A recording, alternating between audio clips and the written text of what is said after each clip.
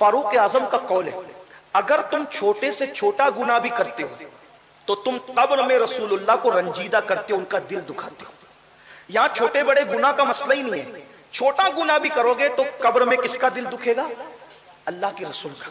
अब यहां थोड़ा गौर कर लो, अगर कोई मां का दिल दुखाए, मां का, तो मरते वक्त तो उसकी जबान पे कलेमा नहीं आता।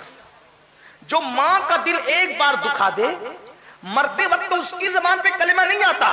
जो रसूलुल्लाह का दिल दुखाए, बताओ, अगर चेहरे से दाढ़ी मुंडा रहे हो और गट्टों में फिकवा रहे हो, हराम काम कर रहे हो, फिल्में देख रहे हो, गंदी सीरियलें, गंदी पिक्चरें देख रहे हो, फहश गाने सुन रहे हो, औरतों के साथ नाजायज दोस्ती कर रहे हो, मौलाना को पता है कि नहीं पता, लेकिन मौला रसूलुल्लाह को जरूर पता है, क्योंकि वो हमारी जानों से ज्यादा करीब है।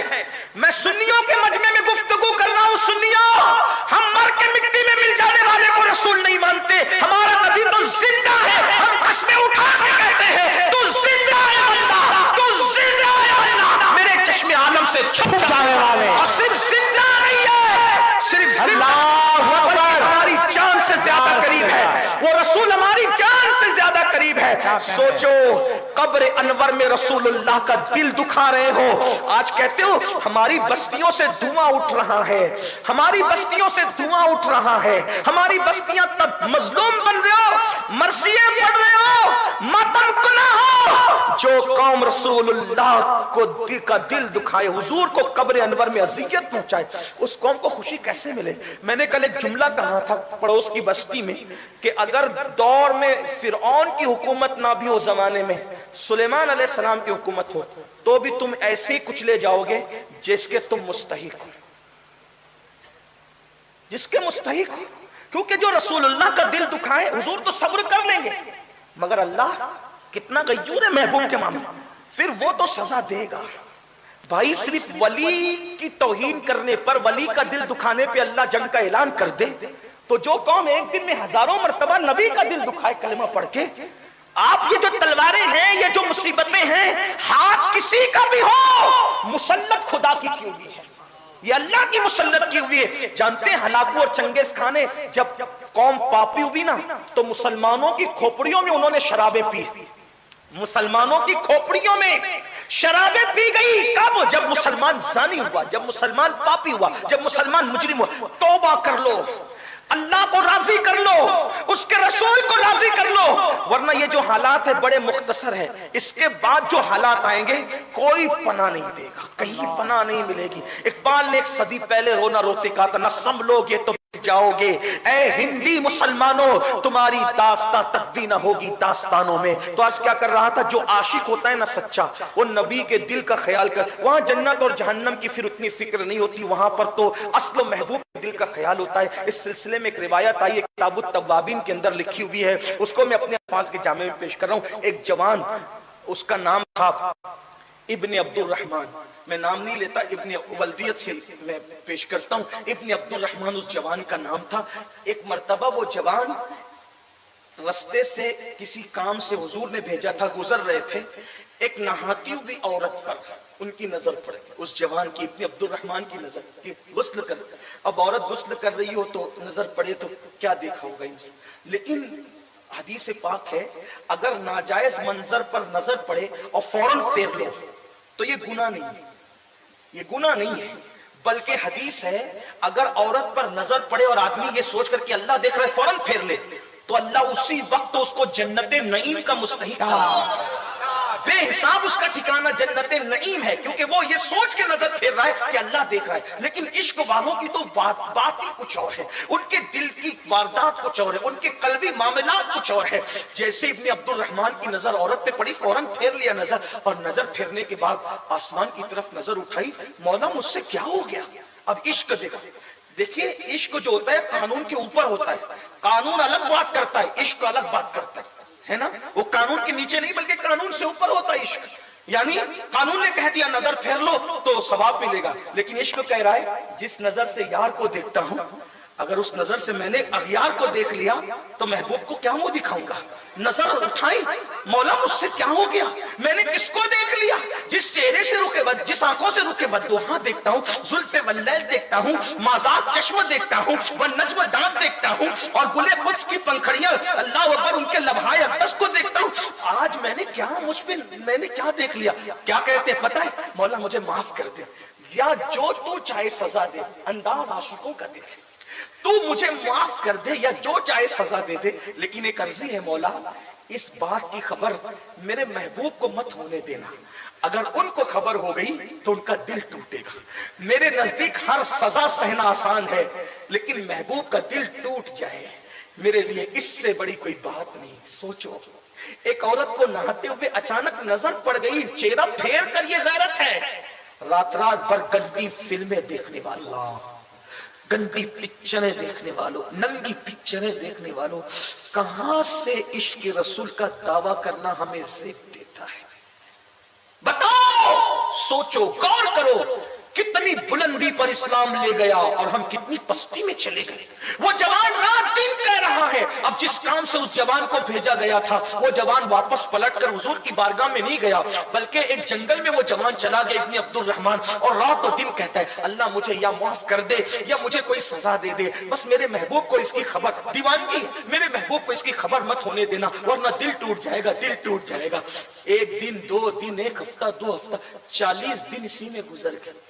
حضور علیہ السلام نے بار بار پوچھا ابن عبد الرحمن نہیں دکھتا، کہاں گیا؟ صحابہ کہتے ہیں حضور پتہ نہیں، کوئی خبر ہی نہیں اس کی۔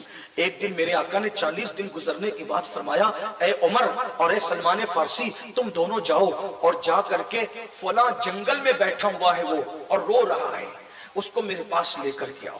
جب سلمان فارسی اور فاروق اعظم گئے تو دیکھا ایک چرواہا ہے، بکریاں چرا رہا ہے۔ اس سے پوچھا کہ ہمارا بھائی ابن عبد الرحمن تمہیں دکھا ہے؟ تو وہ کہتا ہے تمہارا بھائی کون ہے میں نہیں جانتا، اتنا جانتا ہوں ایک جوان ہے، اس سے کوئی غلطی ہو گئی اور وہ اپنی غلطی اپنے محبوب سے چھپانا چاہتا ہے۔ جنگل میں جب وہ روتا ہے تو پورا جنگل سوگوار ہو جاتا ہے۔ فاروق اعظم نے کہا سلمان مل گئے ابن عبد الرحمن۔ چرواہے سے پوچھا کہاں ہے وہ؟ تو چرواہے نے کہا میں نہیں جانتا کہاں ہے، رات کا انتظار کرو، جب رات ہوگی تو اس کے رونے کی آواز آئے گی۔ رات ہوئی، رات نے اپنی سیاہ چادر کو جب جنگل پر ڈال دیا اور سیاہ چادر جب وہ رات کی تن گئی جنگل پر تو کیا ہوا؟ اچانک رونے کی آواز آئی، اللہ مجھ سے کیا ہو گیا؟ یا مجھے سزا دے یا معاف کر دے، مگر میری غلطی، میرے گناہ کی اطلاع میرے محبوب کو مت ہونے دینا ورنہ ان کا دل ٹوٹے گا۔ پہنچے، پوچھا ابن عبد الرحمن کیا حال کیا تو نے؟ چل اللہ کے رسول آتے۔ ابن عبد الرحمن نے کہا عمر میرے بھائی حضور نے بلایا ہے، انکار نہیں کرتا، لیکن ایک احسان کر یاد رکھوں گا۔ کیا؟ حضور کا میں سامنا نہیں کر پاؤں گا، مجھ سے ایسا کام ہو گیا میں حضور کا سامنا نہیں کر سکتا۔ جب نماز پڑھا رہے ہو نا حضور اس وقت تو مجھے لے کر کے چلنا، بس حاضری ہو جائے گی، سامنا نہیں ہوگا۔ فاروق اعظم نے کہا بہت اچھا۔ دونوں سہارا دے نہ 40 دن ہو گئے، کھایا ہے نہ پیا ہے نہ سوئے، دیوانوں کی طرح کیفیت ہے، چہرہ پیلا پڑ گیا، آنکھیں خشک ہو گئی، جسم ہلکا ہو گیا۔ ایسے عالم میں جب لے گئے تو حضور نماز پڑھا رہے تھے، اللہ کے رسول کی آواز کانوں میں پہنچی، چیخ مار کے بے ہوش ہو کے زمین پہ گر پڑے۔ حضور نے نماز پڑھائی، پوچھا کہاں ابن عبد الرحمن؟ صحابہ نے کہا حضور وہ تو بے ہوش ہو گئے۔ سرکار علیہ السلام نے ہاتھ پکڑا تو حضور کے ہاتھوں کی ٹھنڈک پائی، ہوش میں آئے۔ ہوش میں آئے تو کہا یا رسول اللہ میرے گناہ کی خبر آپ کو تو نہیں پہنچی نا؟ اب وہ تو عالم غیب تھے، کیا کہنے، کیا کہنے، لیکن پردے ڈالنے کا انداز بھی کیا تھا۔ سرکار نے فرمایا ابن عبد الرحمن کیا ہو گیا؟ حضور ایسا کچھ ہو گیا، اب میرے جسم میں خون نہیں ہے، ایسا لگتا ہے چونٹیاں چل رہی ہے میرے جسم میں۔ آقا حضور آپ کا دل تو نہیں ٹوٹا نا؟ آپ کو خبر تو نہیں پہنچی نا میرے گناہ کی؟ سرکار نے فرمایا ابن عبد الرحمن میرے اللہ نے مجھے ایک ایسی آیت بتائی ہے، نازل فرمائی ہے، اگر کتنا بھی بڑا مجرم اس کو پڑھ لے تو اللہ اس کو ہر گناہ سے پاک کر دیتا ہے۔ میں تجھے وہ آیت پڑھا دیتا ہوں، تو وہ آیت پڑھ لے، اللہ سب معاف کر دے گا۔ حضور نے پڑھائی، ہم بھی تصور میں پڑھ لیں۔ آقا نے فرمایا پڑھو ربنا آتنا فی الدنیا حسنہ وفی الآخرۃ حسنہ وقنا عذاب النار۔ کہا یہ جو آیت پڑھے گا وہ معاف کر دیا جائے، لیکن ابن عبد الرحمن نے کہا مگر آقا مجھ سے تو بہت بڑی غلطی ہو گئی۔ صحابہ سے کہا اس کو گھر لے جاؤ، پہنچاؤ گھر۔ 8 दिन हो गए, फिर घर के बाहर नहीं निकले। पूछा कहाँ इब्न अब्दुल रहमान? हुजूर वो मर जाएगा, ना खाता है ना पीता है, बस ये कहता है मुझसे क्या हो गया, मेरे महबूब का दिल तो नहीं दुख गया, उनको ये इत्तला तो नहीं हो गई। हुजूर ने कहा चलो आज चलकर उसको हम कुछ कर देंगे। आका आए, सरे बाली, उन्हें रहमत की अदा लाई है, हाल बिगड़ा है तो बीमार की पन आई है। आ करके इब्न अब्दुल रहमान के बिस्तर पे बैठ गए और उनसे कहा क्या हाल है? कहा हुजूर हाल बुरा है, आपका दिल तो नहीं टूटा ना, आपको इत्तला तो नहीं हुई ना मेरे गुनाह की? सरकार करीब, कैसे करीब? मेरे करीब ने चोर हाकिम से छुपा करते हैं या उसके खिलाफ, तेरे दामन में छुपे चोर अनोखा तेरा, ढूंढा ही करे सदरे क़यामत के सिपाही, वो किसको मिले जो तेरे दामन में छुपा हो। अल्लाह अकबर, तुम्हारा नाम मुसीबत में जब लिया होगा, हमारा बिगड़ा हुआ काम बन गया होगा, गुनाहगार पे जब लुत्फ आपका होगा, किया बगैर किया, बेकिया किया होगा। हुजूर ने सर उठाया, अपनी गोद में रखा, उन्होंने धीरे धीरे सर खिसकाकर जमीन पे गिरा लिया। आका ने पूछा इब्ने अब्दुल रहमान, तूने सर हमारी गोद से क्यों हटाया? सोचो तो सही क्या मुकद्दर है। हुजूर की नालायन किसी के सर पे रख दो तो वो बादशाहों से बड़ा हो जाता है। हुजूर जिसका सर अपनी गोद में ले ले, उस जवान का मुकद्दर ही नहीं, वो तो ना करता जुर्म था, लेकिन इश्क की आवाज थी। जैसे ही सर जमीन पे गिराया, पूछा क्यों गिरा लिया? अर्ज़ की आका, ये पापी आंखें जिस सर में हो वो सर इस काबिल नहीं है कि आपकी मासूम गोद में रुक सके। हुजूर आपकी गोद बहुत मुकद्दस है, मैं बहुत पापी हूँ आका। और सर गिरा लिया, सर गिराया, फिर सर रखा, फिर सर गिराया। आका पर वही आई, महबूब तेरे इश्क में इतना रो चुका है ये कि अगर ये पूरी उम्मत के बराबर भी पाप लेकर आए तो भी हम इसे बख्श दें। आपके दिल का ख्याल करते हुए, आपके दिल का ख्याल करते हुए इतने आंसू बहा चुका है, अगर ये पूरी उम्मत के बराबर, अव्वलीन और आखिरीन के बराबर भी जराइम लेकर आए तो भी बख्श देंगे, इसके आंसुओं की और तेरे प्यार की वजह से। बस हुजूर ने फरमाया देखो इसके लिए क्या हुक्म आया। इब्ने अब्दुल रहमान से कहा, इब्ने अब्दुल रहमान देख अल्लाह ने तेरे लिए क्या हुक्म नाजिल किया। इब्ने अब्दुल रहमान सारी ताकत समेट के बैठ गए। क्या कहा मेरे अल्लाह ने? अल्लाह ने कहा इश्क रसूल में दिले रसूल का ख्याल करके इतना रो चुका है तू कि अगर सारी कौम के बराबर भी तू जराइम लेकर आए तो भी अल्लाह तुझे बख्श दे। इतना सुनना था, साहबा मचल गए, अभी खड़ा होगा, अभी चलने लगेगा और अभी हमारे दरमियान महफिल की जीनत बनेगा। लेकिन इश्क वाह इश्क, एक चीख मारी, मैंने क्या किया, यार ने क्या किया, चीख मार के जमीन पे गिर गए। साहबा ने जिस्म को हिलाया, सरकार ने फरमाया इसको मत हिलाओ, एक नाकर्दा जुर्म के एहसास ने इसकी जान ले ली है, मेरे दिल के ख्याल के एहसास ने इसकी जान ले ली है। इसे गुस्ल दो, कफन पहनाओ, जनाजा तैयार करो, मैं खुद इसके जनाजे में शिरकत करूंगा। और जब जनाजा तैयार हुआ, आशिक का जनाजा है, बड़ी धूम से निकले।